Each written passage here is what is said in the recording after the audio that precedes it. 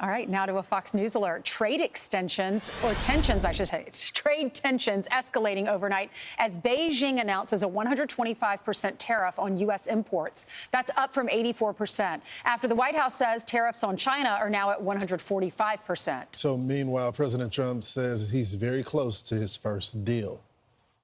If you aren't able to reach the deals that you want to see at the end of the 90 days, will you put those higher tariffs in place, or will you extend? Well, that's what would happen. I mean, if we can't make the deal that we want to make, or we have to make, or that's good for both parties, it's got to be good for both parties. And then we go back to where we were. Go back to the numbers that you announced last week. I think so. Wouldn't extend the pause? Yeah, we'll have to see what happens. Well, here to explain what those next 90 days will be like is U.S. Trade Representative Jamieson Greer. Jamieson, first off, your take on what we woke up to today, upping the retaliatory tariffs on America to over 100%. Your reaction? Well, good morning. I would say that the Chinese reaction this morning is not terribly surprising, but certainly unfortunate. No one else has retaliated against these reciprocal tariffs yet. China got out ahead and decided to do it, and that's why they're in a different category than the rest at this point. Jamieson, I know you've already talked to some countries and you're planning on talking to some today. Can you tell our audience which ones? Certainly. In fact, right after I'm done with this TV spot, I'm going to be speaking with my counterpart in Israel. Over the last 2 days, I had a long discussion with the Vietnamese. We're speaking with the Taiwanese later today as well. I have a full dance card. Yeah. So I guess, Representative, a lot of questions, the big question on Americans' mind, they're on board when it comes to knowing that China is a threat and they steal a lot of stuff from us. Is there a plan to make up the difference for some of those businesses that are going to be hit hard by this trade war?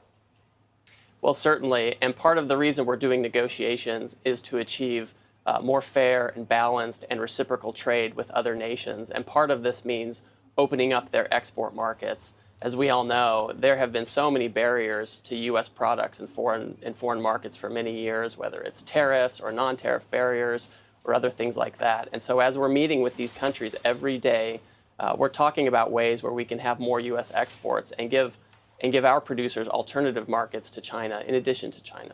All right, so when we look at China, tell me if these numbers line up with your numbers. We get 73% of our smartphones, 78% of our laptops, 87% of our video game consoles, 77% of our toys from China. If those numbers are correct, the marketplace is going to get severely hit by these tariffs. So I understand that we do import a lot from China, and that actually, to me, underscores the urgency of the situation. We've become so dependent on this. That being said, many of our large companies dealing in hardware and consumer electronics have been diversifying over the past few years to Vietnam, to India, to Mexico, to Korea, to elsewhere. And those are the kind of trends we need to see to help diversify that production so that can help out American consumers and American companies. But in the meantime, they say it's going to cost the American household $4,800. What do you say to those households? Well, first of all, I would say with respect to those projections, a lot of those are Wall Street analysts who have a lot to lose themselves. In the first term, we put a lot of tariffs on China, and we saw similar predictions. Those ended up being wrong. Inflation went down. I think the economic fundamentals of our country are still very, very good. And while there may be an adjustment, I think we're going to be on a good path, and I don't think we're going to see that level of increase in household expenses. Yeah, I know a lot of countries are still at 10%. So many of those products maybe we can buy from other countries. What do the next 90 days look like? Sure, I'm happy to give you some detail on this. So my office, the Office of the U.S. Trade Representative, I have hundreds of people. They're split up according to regional areas, and they're working around the clock with their counterparts at the staff level. And there are pieces of paper going back and forth as countries come in and make suggestions about what they can do to have more reciprocal trade with with us.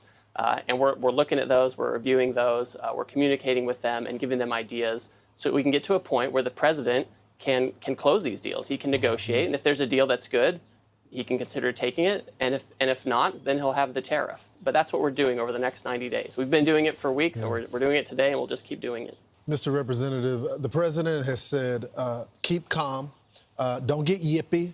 You seem like a calm guy yourself, but what do you tell the American people that are on your side, on the president's side, but they are a little scared because they see everything in their house and they look at the label and it says "Made in China."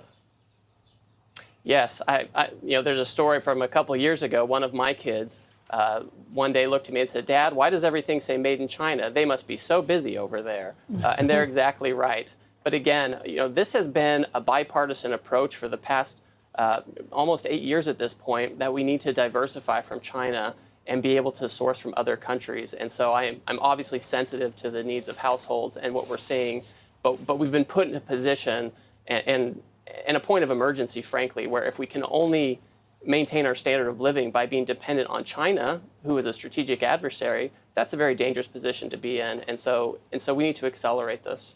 What did you learn from the phase one deal last time, which they didn't keep to, and it wasn't enforced? Does that make you worry about cutting any deal with China in the long run? Well, my sense is that the Chinese are pragmatic. I learned to have a deep respect for them. They're very serious. They understand power and realpolitik in the international arena. When we did the phase one deal in the first couple of years, where the Trump administration was still there, we actually were able to enforce it. They bought more ag products from us in 2020 and then even 2021 than they had done in history. So it is a matter of enforcement. And I think if there's mutual understanding, mutual respect, and a real agreement, you can actually move the ball forward. Okay. Yeah. Thank you so much for coming on this morning. You've had a busy week. Right. Just exit question. Can you get 70 deals done in 90 days? I think we can get enough deals done to the president so he can be comfortable that we're moving the ball forward, making trade more reciprocal, and pushing forward American prosperity. Okay. Thank you. Thanks, Representative. China escalating the ongoing trade war with the U.S. Overnight, Beijing announcing a 125% tariff on U.S. imports. This is up from 84% duty that China announced on Wednesday. So this has the White House clarified yesterday that the 20% fentanyl tariff will remain in effect, bringing the total tariff on China to 145%. Yeah, we did some bad math early, but now this is the total. China's finance ministry responding, saying, quote, even if the U.S. continues to impose higher tariffs, it will no longer make economic sense and will become a joke in the history of world economy. All right, President Xi also saying today his country is not afraid. Their new 125% tariff rate on U.S. Goods kicks in tomorrow. And here we go. So no one's backing off. Nope. But the thing that obviously it's going to affect us. Got it. But when you realize how much China is hurting internally, their marketing, their housing market has collapsed. The stimulus money that they put in has not been effective. They have a youth unemployment rate where kids are going from college and they just don't want to work, not opportunities available, to the point where they're going back to the colleges saying, if your students, your graduates don't get jobs, we're coming after you. That's how desperate they are. And most of what they need now, since they're great at producing things, but they need us to consume their things. And if the prices become too high, America naturally will start giving the Heisman to Chinese goods. I think this has become the national security issue of our time as well, Brian. They hack us like crazy. They steal like crazy. They knock off our products all the time. And you really can't compete at the end of the day with slave labor. We outlawed in this country for a reason, and now we essentially buy the products from a different country that does the same thing. Right. We get a lot of computers, a lot of phones, a lot of toys from China. But the president says he's optimistic. This was good news. He said, we're very close to doing one of these trade deals. Listen. So how close are you to the first country coming to actually make a deal with the United States over tariffs? Is it days, months? Well, I think it's very close, but, we have to have a deal that we like. We don't want a deal that's going to be a bad deal, or I could make every deal in one day if I wanted to. I could do this all in one day. I could just say, here's what we'll do. And I was saying to the people before, to Scott, mostly to Scott and Howard, and some of the other people that work with us on the negotiations. You wouldn't extend the pause? Yeah. We'll have to see what happens at that time. And they're saying a lot of things. They're coming after it. Their foreign minister, the Chinese foreign minister, says the U.S. is in defiance of global criticism, pitching itself against the rest of the world. Intimidation, threats, and blackmail are not the right way to engage China. Now, people have said that President Xi has come to power, held power, consolidated power, because he's known as a tough guy. Right. So that's his whole persona. I know it comes down to schoolyard politics, and we usually use that, keep that in the Middle East. Right. But we're seeing that now. So if you want to keep your population in check, you make him think that you're in control. What he says goes, and you're going to stand up to the behemoth, which is the U.S., which makes me think they're not going to take a step back, because that is their persona right now around the globe. But people are going to suffer. And I love the way that the president talks about this. He always says, look, I got to be tough with China. I have to. But me and the president are friends. He's a tough negotiator. I got to do what's best for my people. He's going to try to do what's best for his people. But all I want is fairness. I don't want to get into a war with China. I just want what's fair to the United States and what's fair for China as well. Right. I don't think most Americans knew the deficit was so big between the two countries. And that's what he's saying. We're going to stop paying y'all so much money until you start paying us just as much. We have Jamison Greer, the U.S. trade representative. You've seen him on Huge TV. guest. Yeah, he's big. He's going to be on at 7:30. He's the one that's been in front of the Senate and the House talking about all Very this. smart. And the cabinet met yesterday, and the cabinet members started to share their latest developments. It goes hand in hand with what you saw yesterday at the diner. Everyone was saying, I love that President Trump's doing this and this and this. And if you don't remember everything that he's done over the last 100+ days, here you go.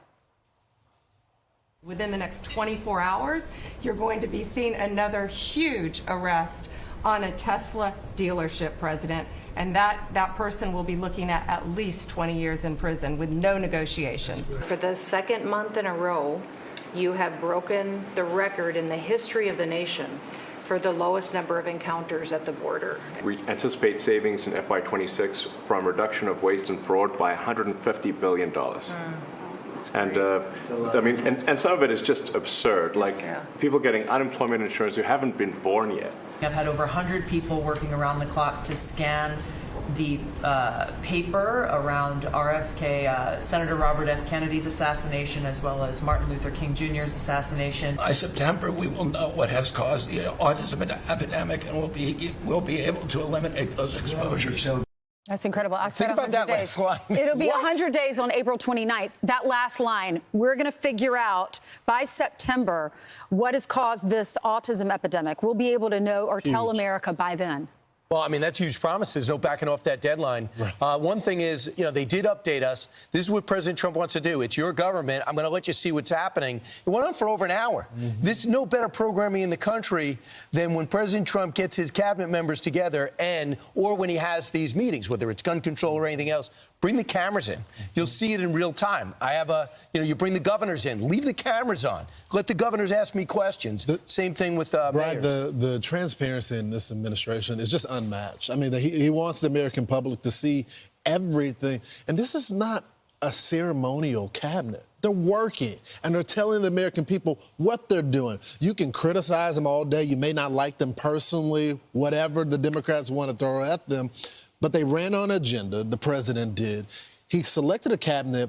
They debate each other, but they're not backbiting, they're not stabbing each other in the back. They're duking it out in private and giving the American people what they voted for. Yeah, I would just add a couple of things. It looks like, again, Taiwan, Japan, South Korea have all talked about different things they're going to do. I think we're going to start seeing deals being done. Scott Bessent kind of talks about that. It's overwhelming to have 70 countries call you. But the other thing I see is Amazon comes out, and Amazon's CEO warns Americans, cheap prices on everyday goods could be a thing of the past. Okay, fine. You know why? Because 75% of all your material, everything you have on your website is China. And we don't even know it, doesn't say it. A lot of them are knockoffs. You don't police it. You just put it out there and say the American people aren't complaining. You know who's complaining? The entrepreneurs. I was talking to Artie Lee, the creator of LifeVac.